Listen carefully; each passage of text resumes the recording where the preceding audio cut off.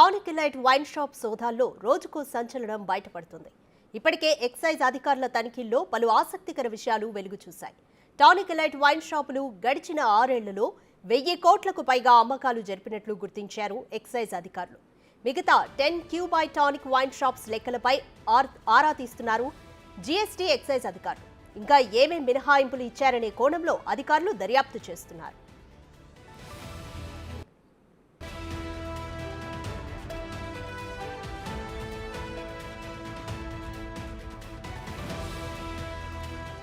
Tonic elite wine shop కోసం 2016లో గత ప్రభుత్వ special secretary Ajay Mishra GO విడుదల చేశారు.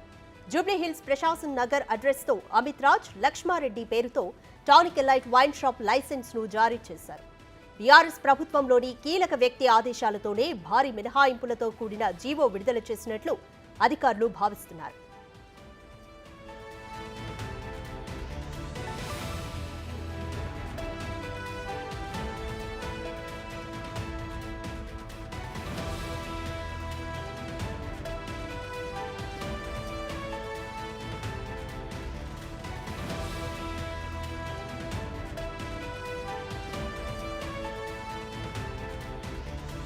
మరోవైపు ఈ వ్యవహారం వెనుక ఎవరెవరున్నారు, వారి పాత్ర ఏంటి అనే అంశాల ఆధారంగా అధికారులు కూపీ లాగుతున్నారు. టానిక్ ఎలైట్ వైన్ షాప్ల వెనుక ఉన్న కీలక వ్యక్తుల సమాచారం సేకరించే పనిలో ఉన్నారు. పూర్తి స్థాయిలో సమాచారం సేకరించాక చర్యలు తీసుకుంటామని ఎక్సైజ్ శాఖ, జీఎస్టీ అధికారులు చెబుతున్నారు.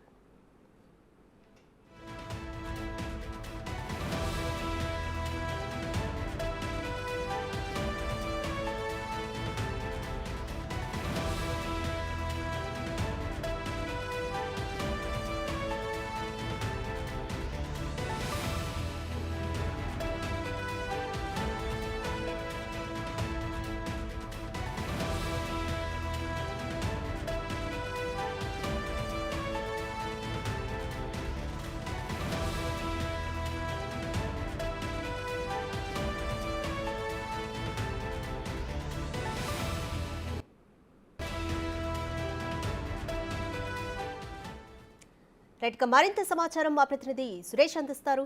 సురేష్, గత ప్రభుత్వ అధికారులు టానిక్ షాప్ కి సంబంధించి విడుదల చేసిన జీవోలో ఇప్పటివరకు ఎటువంటి మినహాయింపులు బయటపడ్డాయి?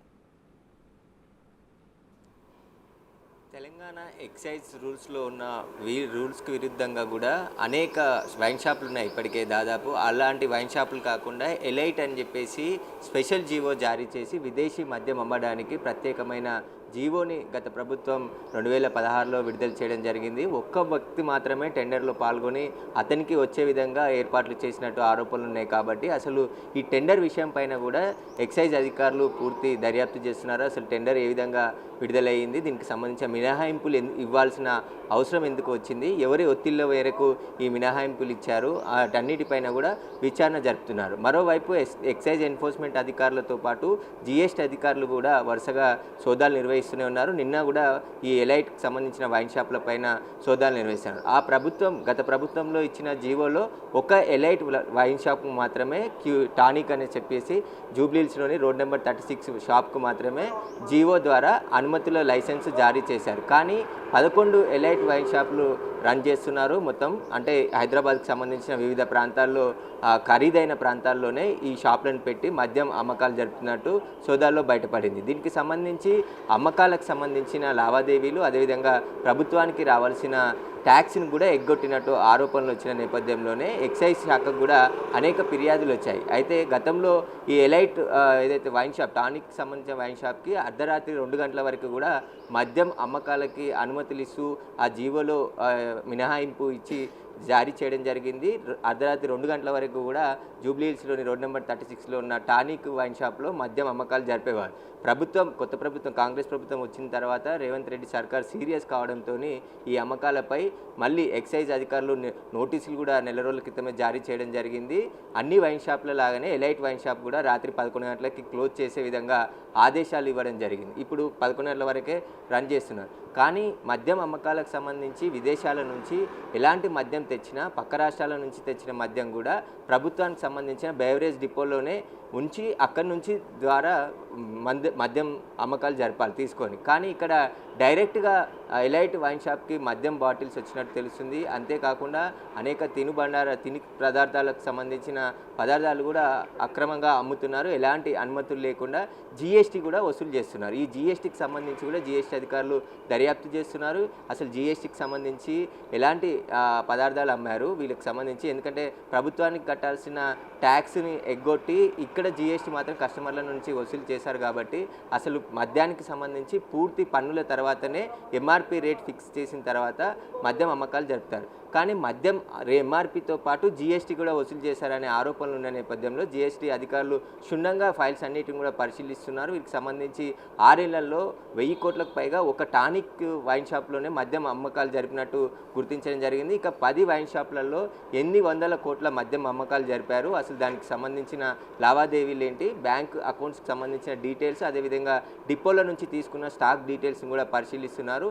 మొన్న ఏదైతే చెప్పండి సురేష్, ఈ కేసుకి సంబంధించి కీలక వ్యక్తులు ఇంకా ఎవరెవరి పేర్లు వినిపిస్తున్నాయి?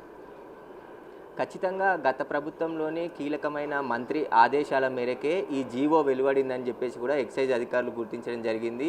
ఎందుకు ఈ జీవోని తీసుకురావాల్సి వచ్చింది, ఒక్కరికి మాత్రమే లబ్ధి చేకూరే విధంగా ఈ జీవోని తీసుకొచ్చి ఇన్ని వెసులుబాటులు ఏ వైన్ షాప్కి, తెలంగాణలో ఏ వైన్ షాప్కి లేని వెసులుబాటులు ఎలైట్లోని టానిక్ వైన్ షాప్కి ఎందుకు కల్పించారు, ఎవరి ఒత్తిడి మేరకు కల్పించారు, అసలు దీని వెనకాల ఎవరెవరి హస్తం ఉంది, ఎవరెవరు లబ్ధి పొందారు, దీంట్లో 100 కోట్ల అమ్మకాల్లో ఎంతమంది డబ్బులు జోబులోకి వెళ్ళారు, రాజకీయ నాయకులు ఎవరు, అధికారులు ఎవరు, వీరందరి పాత్ర పైన కూడా ఎక్సైజ్ శాఖ అధికారులు దర్యాప్తు చేస్తున్నారు. ఈ దర్యాప్తులో అన్ని విషయాలు కూడా బయటకు వచ్చే అవకాశం కనబడుతుంది. చాలా కీలకమైన 2 బీఆర్ఎస్కి సంబంధించిన వ్యక్తులు ఈ వైన్ షాప్కి సంబంధించిన టెండర్ విషయంలో కానీ అమ్మకాల విషయంలో కానీ పూర్తిగా కీలకంగా వ్యవహరించినట్టు తెలుస్తుంది. ఎక్సైజ్ అధికారులు కానీ జీఎస్టీ అధికారులు కానీ గత 6 సంవత్సరాల్లో ఈ వైన్ షాప్ దిక్కు చూడని పరిస్థితి ఉందంటే ఎవరి ఒత్తిడి మేరకు ఎందుకు చూడలేదు, ఇంత తతంగం నడుస్తున్నప్పటికీ కూడా తెల్లవారుజామున 2 గంటల వరకు కూడా మద్యం అమ్మకాలు జరుపుతున్న వైన్ షాప్ పైన ఎందుకు పట్టించుకోలేదు, ప్రభుత్వానికి రావాల్సిన జీఎస్టీ ట్యాక్స్ల రూపంలో ఎందుకు వదిలిపెట్టాల్సిన పరిస్థితి వచ్చింది, వీటన్నిటిపైన కూడా సమగ్రంగా దర్యాప్తు చేస్తున్నారు. ఇటు ఎక్సైజ్ ఎన్ఫోర్స్మెంట్ డైరెక్టర్ కమలాసన్ రెడ్డితో పాటు ఎక్సైజ్ కమిషనర్ శ్రీధర్ కూడా దీనికి సంబంధించి విచారణ జరుపుతున్నారు. పూర్తి దర్యాప్తు తర్వాత చర్యలు కూడా తీసుకుంటామని చెప్పేసి ఎక్సైజ్ అధికారులు చెప్తున్నారు. Thank you Suresh.